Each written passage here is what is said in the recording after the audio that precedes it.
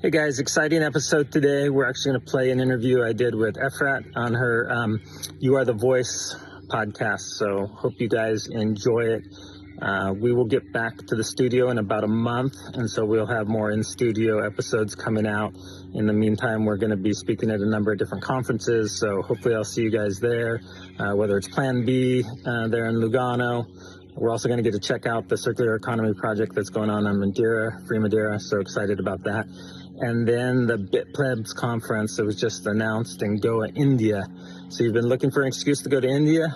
Hope you can join us for the conference there. It's going to be pretty amazing. On to El Salvador in November. Make sure you have your tickets for Adopting Bitcoin. And we'll start pumping out some more in-studio episodes there in November. Hope you enjoy this episode, and make sure you check out her podcast, You Are the Voice. And they knew I was one of those crazy Bitcoin people, so they came to me and said, hey, how can we use this? And so there's probably about 40 different circular Bitcoin economies out there. We were shocked. We had, the young kids that were working with us that would save up enough to buy a phone or, a new bike or a motorcycle. And these were kids that had never saved before. I'm sure it excited them a lot. Yeah. When people make that jump from just seeing it as digital gold to seeing it as freedom money, to me, that is the important jump for them to make. Yeah, I agree with you.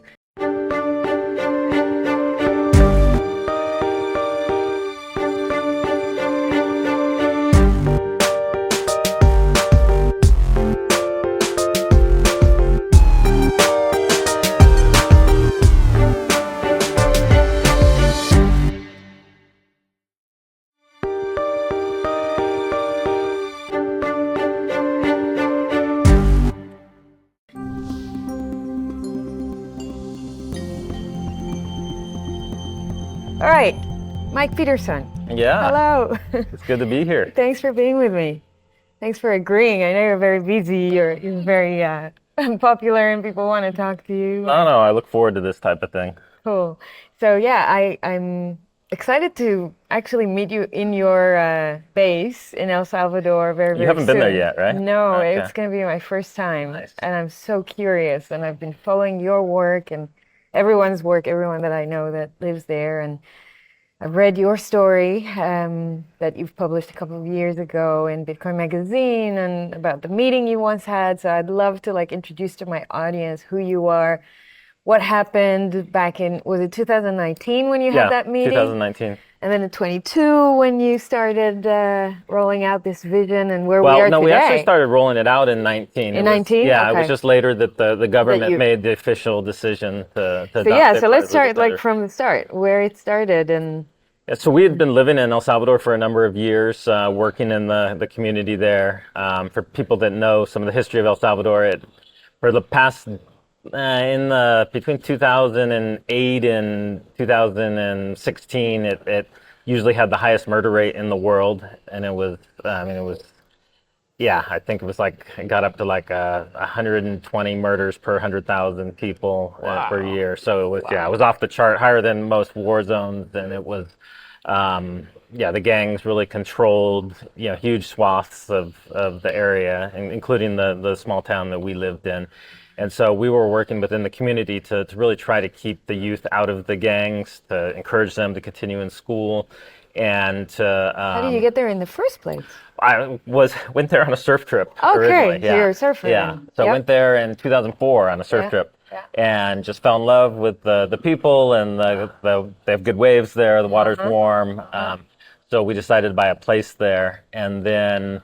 over the years, we got to know a number of people, and we were attending a church in the capital city and got to know people that were running children's homes, and a couple that was working with women who had been victims of sex trafficking. Mm-hmm. And so we decided to move down to El Salvador to kind of support all these organizations behind the scenes. Mm-hmm. And then also in the community where we're at in El Zonte, get involved with the youth there. And so that was, we had a business in the U.S. that we'd go back, and it was seasonal. So we'd go back every year for 3 or 4 months, run our business, and then come the rest of the year in El Salvador. And through some connections, but still wanted to use the Bitcoin they had to do something good in the world. And so they had hired somebody as an intermediary to kind of shield them. And so we just presented what we were doing, and I understand their vision that the donor wanted to see circular Bitcoin economies started and people really to leave the fiat world. And so came back to them with this crazy proposal that, hey, we'll do it, in this community that we're living in and a part of. And I thought for sure they would say, like, that's crazy. But they went along with it. And so, yeah, so that's how it all started. And so we started just injecting Bitcoin into the community through, incentives and incentivizing kids to stay in school, to get good grades, to clean the river and the beach. We'd pay them in Bitcoin, and through that, then they had Bitcoin to spend, and But the you stores. didn't just hand it out. You No, wanted them no, to do we some wanted, yeah. We work, found that it's very important that people have skin in the game and Yeah. they earn. Now, we did shift a little bit because then COVID hit, Yes. probably Yes. 3 or 4 months after we had started. And at that time, people were going hungry. They couldn't work. And El Salvador is a very poor country, so hardly anybody has any savings. Even, most people only have 1 or 2 days worth of food in their home. It's not like in the U.S. where, at my house in the U.S., I could go for 2 weeks probably on the food I just have in my pantry and refrigerator. But they couldn't work. They didn't have any money to eat. And so at that point, we felt okay kind of shifting during that time, since people weren't allowed to work. We started doing distributions of Bitcoin to, it was probably 90% of the families in the community. Wow. And so we were sending them, it wasn't in dollar terms, it was probably $40, $50 a month that we were sending them. It wasn't enough to cover all of their needs, but it was enough to cover, they could buy their basics, their beans and their tortillas. And so through that, it kind of turbocharged the use of Bitcoin, because all the stores wanted to accept it because that was all everybody had. And, Wow. the people also had the time because they were bored. So they had the time to, Learn dig about into it, yeah. Bitcoin and to research it, because nobody could work during that time. And so it was kind of weird how, that all came together. And I feel like that had a big impact on the uptake of Bitcoin. And then obviously once the COVID lockdowns ended, we pulled back from that and we pushed more into, we did have like a work program, because a lot of people were out of work after that time and the businesses were kind of slow to rehire. So for the few months after the lockdown ended, we paid people to repair roads and do things like that. And, but with the incentive to get them back in the regular workforce. Right. Did El Salvador go all in on the lockdown Yes. thing? Or Oh, they went really? totally all the in. beginning, Yeah. they In the actually very bought beginning, the whole I was thing? I was very against how they handled it in the beginning. But to their credit, they reversed course before most people did. So they actually locked down in El Salvador before they even had one case of COVID. Oh, And just like shit. overnight, they closed the airports. It was a very strict lockdown. They had soldiers on the street. Oh. You weren't allowed to. Yeah, it was. I totally disagreed with the way that they did it. And then they realized that it But was... then I think they realized, like, this is crazy. Like, it's not, one, it's not helping. Two, it's actually hurting people and have them locked in their homes. And so as other countries were actually just implementing their lockdowns, El Salvador reversed course, encouraged people to get outside and get sunlight and exercise, and lifted the lockdowns. And then actually I think Bitcoin played a big role in that, because they had Bitcoiners speaking in to the government. And even the first year that they did the Adopting Bitcoin conference, mid-conference, they got rid of the requirement to have the social either distancing? no, or the testing requirement. Oh, Yeah, right. so because they were having speakers and stuff that their tests, their flights got delayed and their tests weren't valid anymore, and so they were being locked out. So they got rid of the testing requirement. I am so, impressed. Yeah. Okay. So Yeah. like I said, I didn't agree with the way they handled it first, Yes. but they definitely reversed course and overall, I'd say they did a good job. Okay, good. Wow. Okay, so then you started, and this is when COVID started to fade, then you were helping stimulate the local economy in Zonte, Yeah, right? we did. And then, We did a number of things too. Also with businesses, we said, "Hey, we'll pay half the employee's salary in Bitcoin if you'll rehire them," because businesses were afraid to rehire. They didn't know, is the economy going to come back? And so we did a lot of things to try to get people back to work. did it work? Yeah. Did they rehire Oh yeah. people? It was. And- We had in El Zonte, it recovered much quicker than the other areas, and I think it hasn't stopped. It just keeps. We had the +2 of now all these Bitcoiners were flowing in, Right. and so the tourism was off the charts, and so yeah. How many people live in Zonte, more or less? It's about 3,000. 3,000. Yeah, it's a very small community. Okay, and the whole community today, you can say, is aware of Bitcoin or using Bitcoin. Like this is Yeah, I would. Oh, everybody's aware of it for aware. sure. Yeah, I would say probably 90% of the families have used it at some point. I would say, probably the majority of the families use it, at least once a Regularly, month. yes. Yeah. And almost all of the businesses, I'd say probably 80 to 90% of the businesses there accept Bitcoin. So, Did it do anything to their savings consciousness? oh, Can you talk a bit about yeah. that? El Salvador historically has not had a culture of savings at all. Yes. So I think part of that is because a lot of money comes from remittances, and Yes. so it seems people are receiving it, they're not really working for it, so they're quicker to spend it on fast food or El Salvador's super poor, but you look at all the fast food restaurants and you're like, how do these stay in business? Well, a lot of it's because you have this kind of welfare type money that comes in through the remittances, and so historically people have just not saved. Also, just with the history of the gangs there and extortion and people not knowing if they were even going to live another year. They kind of had this thing of live for the day. And once they started using Bitcoin, you see this kind of shift in their mind because they're like, if I spend it now, it probably can buy me twice as much if I save it. And so you have them start thinking about saving for the first time. And we were shocked. We had, the young kids that were working with us that would save up enough to buy a phone or, a new bike or a motorcycle. And these were kids that had never saved before. I'm sure it excited them a Oh, lot. yeah. And just, I think, too, to be able to see that, for them to understand the first time what money is, that it's kind of their stored energy and effort and value. Yes. And so if they spend it now, they're not going to have it in the future. So the whole deferred gratification thing really started to click for them. And we saw that kind of bleed over into education even, where they would start thinking, well, it's better for me to stay in school because even though I'm not earning a wage during that time, I'll be able to earn more in the future and have better opportunities. And so Bitcoin does change people. Yeah, I guess also on the moral level, the self-fulfillment that you feel when you see that you can actually create the fact that, you now have a phone, you now have a means of communication, for example. And I did that.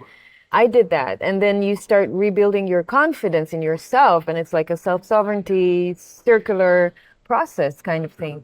100%. And you don't have any gatekeepers telling you can't do it. So right. For a lot of people, they couldn't get bank accounts or the banks would charge them so much fees it wasn't worthwhile. And so they never started this process of really engaging in the financial system. Now they're able to kind of leapfrog and bypass that and have this self-sovereign financial system. And how is it at large outside of El Zonte, inside maybe San Salvador or even greater El Salvador? So there's definitely, it's not like everybody's using Bitcoin. But the majority of purchases in the country are still made in dollars for sure.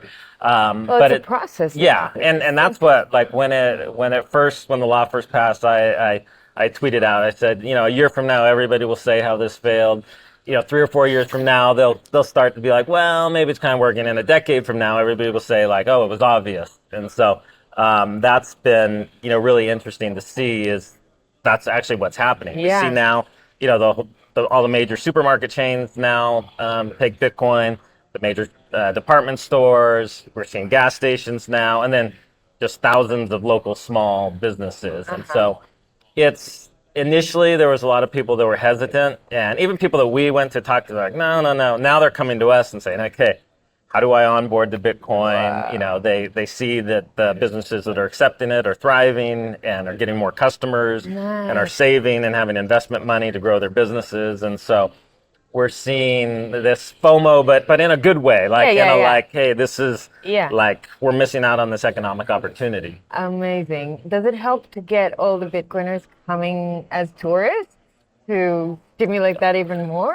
Yeah, I mean, definitely. So one, that's a huge injection of Bitcoin into the economy because when you're Bitcoinizing an economy, it has to come from the outside. Yeah. There wasn't much Bitcoin in El Salvador prior to when we started. And so now you have this injection of Bitcoin into the economy. But it also, I think, helps show people wow, nobody used to want to come to El Salvador. And now we have people from all over the world that are not just visiting, but a lot of them are moving their families there. And so I think for them, that makes them realize, wow, Bitcoin is a real thing that's going to be really important. It's bringing conferences it's bringing. I mean, the number Education. and just like the amount of investment that's coming into the country. I mean, there's been probably a couple dozen billionaires that have come to El Salvador, where in the past, nobody would have had any interest of even, they'd be scared to even like stop by. Now you have people that are there looking to invest in the country, and so the local people see this and realize that there's a transformation or happening. wanting to learn. Yeah. Like look at that case study and learn. Okay, and so I have a couple of things I want to take you to. First of all, I saw your interview with Murph. And the kind of stuff he does there, and I'm like, okay, so Mike is completely viral because like people are looking at you, what you have done, how you have kind of infected your local community with your passion, but with this very practical solution for life. And now you get other people coming in and doing similar things like smaller communities, projects, and it's just starting to like virally take place. And I find that so inspiring and so amazing. So on your podcast, you interview all these people that have all these amazing entrepreneurship projects or initiatives. So can you tell me a bit about like, how do you find these people? Do they find you? How does it, is it really a viral effect that you're noticing? Yeah, I mean, mostly they'll reach out to me, and and that's what I love about the podcast. I get to know all these people that otherwise I wouldn't get to know. And, in that format, you can dig deep really quickly. Yes. And so you can get to know people like... also with Murph, but also your episode, I'll recommend to the audience, your episode with Mi Primer Bitcoin with John and with Lena. Yeah. Both great projects. No, I feel so fortunate because I get to, I get to sit down with all these amazing people. And a big part of my time now is devoted to, we're working with all these Bitcoin circular economies around the world, and so we do a lot of coaching and a lot of supporting with them, we're very careful. You have we your don't want own community of like community builders. Yeah, there's probably about 40 different circular Bitcoin economies out there, and initially there was a lot of pressure on us, like, hey, you guys need to be in charge of this, and we're like, no, it needs to be decentralized like Bitcoin. Nice. We'll help, we'll share what worked for us, what didn't, but each community is going to need to figure out what works for them. And so right now we try to just focus on being able to support all these other communities that are out there. Costa Rica, South Africa, Brazil. I mean, in Africa, there's probably at least a dozen that are there. There's even some that are springing up now in the U.S. And so it's Latin America is really big. In LA, there's somebody starting one, and there's a big Salvadoran population in LA, and so they're focusing on that.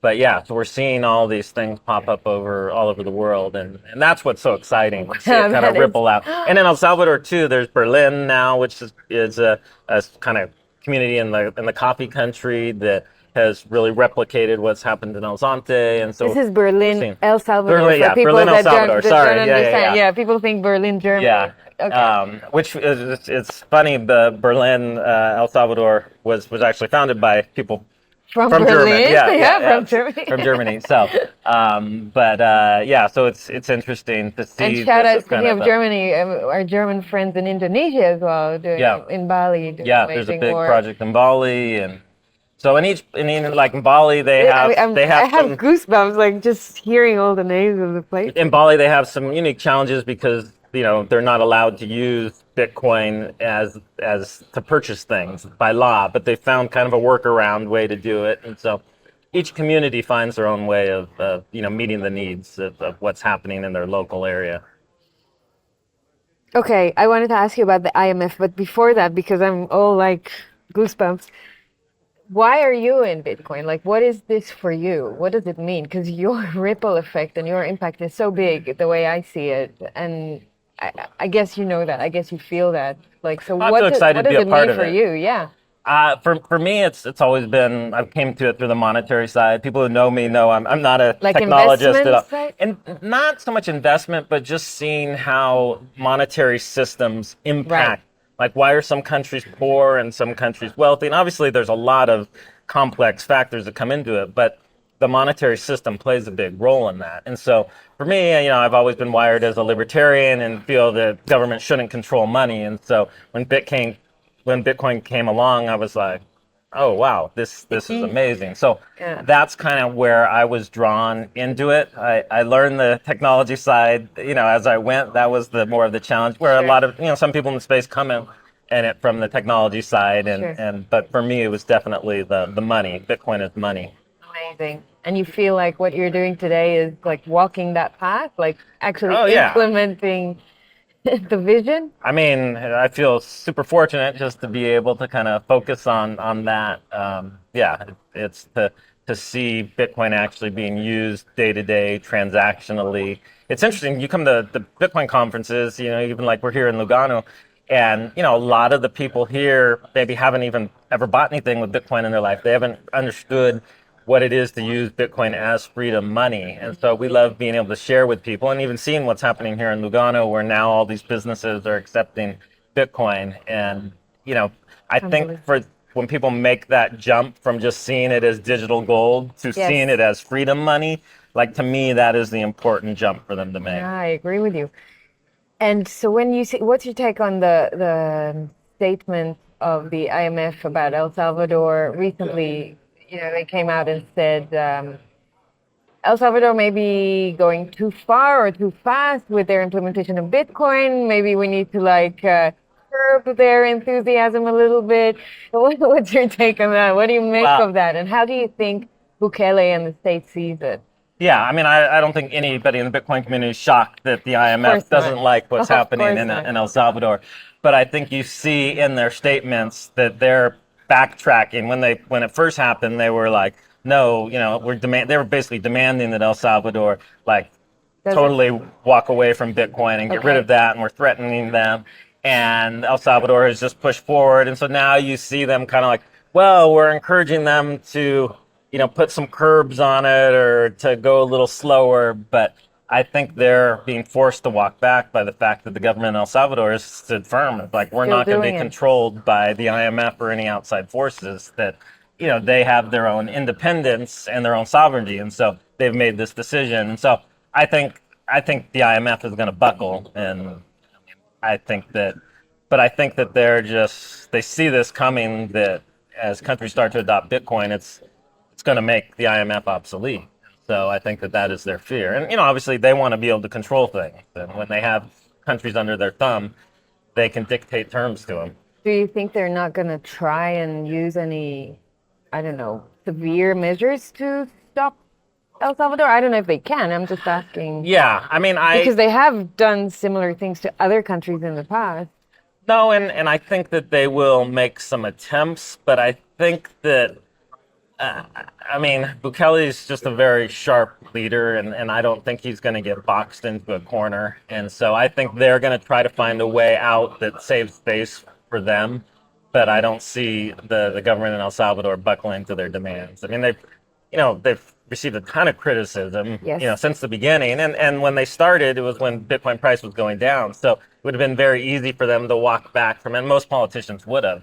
But they stood firm and said, no, we have a long-term vision with this, and we know where Bitcoin's going. And so, I don't think the IMF is going to have any real sway on them. I mean, I'm not saying that they won't negotiate with them. They have to be pragmatic too. And but they're making big decisions to make sure that the entities like the IMF can't control them. Their recent budget that they announced, I believe they cut the budget by 10%, and it's not. Yeah. A lot of times when governments talk about cutting, they cut from what they planned on increasing. So instead of increasing 10%, we're only increasing 5%. So we cut it by half. They'll play games like that, where El Salvador is literally spending, their proposal for the budget is spending 10% less this year than they spent last year.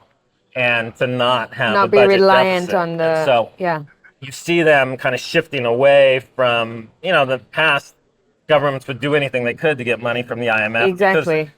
The reality is most of the time they weren't going to be in power when it had to be paid back. So for them, it was free money, and they would skim some off the top and, not worry about the consequences. So I see El Salvador's kind of pushing back on that, shows just the strength of the leadership there. That's spectacular. Okay, so when I come to El Salvador, I would love to sit with you for a longer talk, to go deeper on some of these topics, but also more about you and the kind of work you do there. And so I encourage my audience to start following you on Twitter, where they can follow you. So they can follow us. Bitcoin Beach is our Twitter handle, and then we have a podcast and YouTube at Live from Bitcoin Beach. And Bitcoin Beach is not just the name of the place, right? It's the name of an app, or No, so Bitcoin Beach was just the name of this, the idea to basically Bitcoinize the whole coastal area of El Salvador. And so for a lot of people, they now think of El Zonte as Bitcoin Beach because that's where it started. But more, it was just kind of a grassroots dream of let's see the way Bitcoin can impact the whole coast. And so that's kind of the bigger goal. And originally there was a wallet that we Galloy, the company, developed. Specifically, they came and saw what we were doing, wanted to participate, wanted to build a wallet that was not built for tech people, but for people on the ground. And so they built a wallet, which we called the Bitcoin Beach wallet originally. We've since changed the name, and then the wallet's been changed to Blink. More because it wanted to grow outside of El Salvador, but also we just wanted to, represent the difference between the grassroots project and, the wallet as a commercial endeavor. And so we felt at that time it was good to have a little bit of separation, but we're still, we love the wallet and everything they've done. And yeah, it's been an amazing project. And it's really, I think without the wallet that they developed, I'm not sure if the project would have been nearly as successful because it really made it easy for the businesses and people to use. I use Blink as well. It's the same one, right? Yeah. So I use Blink too. Yeah, people can just download it and use it. So it's very easy. Yeah, very easy. Unless you're a U.S. citizen, they block you right now. Oh, really? So, yeah. Oh, I didn't know that. Yeah, it's like now it's like if you're from the U.S. or Iran or North Korea, we're on that list now. U.S., Iran, and North Korea are on the same page right now. Isn't it insane? Yeah, it's like you're Where a did we huge get disadvantage to? if you're an American. So it's crazy. Damn, what's happening I to know. this world? Wow. Okay. Right. So, Mike, any last thoughts, things you want to share with the audience? They're gonna see us soon in a cool long episode. But until then, any thoughts you want to share? I just encourage people coming to El Salvador. There's been a ton of hit pieces and negative things written about the country. And so I encourage people to get their feet on the ground there and see it for themselves. Yeah, because people it's really being can't transformed. believe that's happening so quickly as well. I live there and I'm like, 1 week to the next, I drive down. I'm like, wow, they're building more here and they're improving this. And so it's, Wow. When I come back from this trip here to Switzerland, I'll go back and you'll be surprised. Stuff that's happening there. It reminds me of my son who's, now he's 15, but when he started growing physically, 13 and a half, every morning I would wake up, he would look taller. And I'm like, what happened during the night? Yeah, I'm a 17-year-old. It's that same way. It's just like, whoa. So it's like that in El Salvador. Okay, I'm coming to see it with my own eyes. Thank you so much, Mike. I appreciate your time. Well, we look forward to having you in El Salvador. Thank you.